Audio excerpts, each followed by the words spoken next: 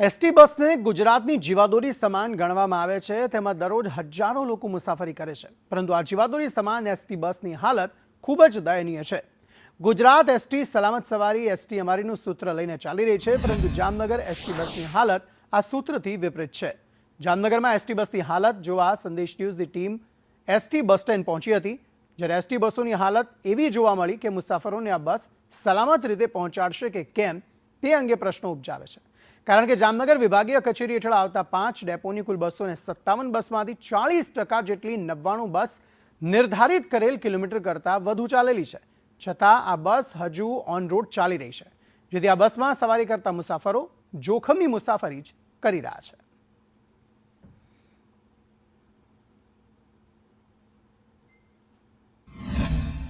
આ બસની સુવિધા સારી નથી, સીટું હાવ ભંગાર જેવી છે, આટલા બસ થઈ જાય છે ને છે ને બસના દરવાજામાં નાળા ફિટ કર્યા છે ને આ બસમાં જામનગરમાં કાંઈ ભંગાર જેવી બસો જ રાખે છે, કોઈ બસો સારી મૂકતા નથી।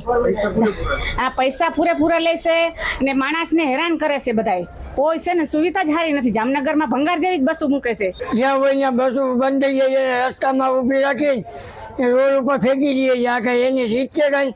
એસટી વાળાની પૈસા તો પૂરેપૂરા લે, ફૂલ ભાવ વધાર્યો એમાંય પાછો હમણાં જામનગરની અંદરમાં, તો પછી કઈ બસોમાં ઠેકાણે નથી, હાલતા ચાલતા બંધ પડી જાય, રોડ ઉપર ખા કરીને વયા જઈએ, કાચ બાચ બધી તૂટેલ ફાંગેલ બધી। દરરોજ એસટી પરિવહનમાં આવીએ જઈએ છીએ, પણ અમને છેલ્લા 30 વર્ષથી સરકારને અમે ટેક્સ ભરીએ છીએ, એટલો ટેક્સ ભરીએ છતાં પણ જે ટેક્સ ભરીએ છીએ એના રૂપમાં જે સુવિધા મળવી જોઈએ તે મળતી નથી।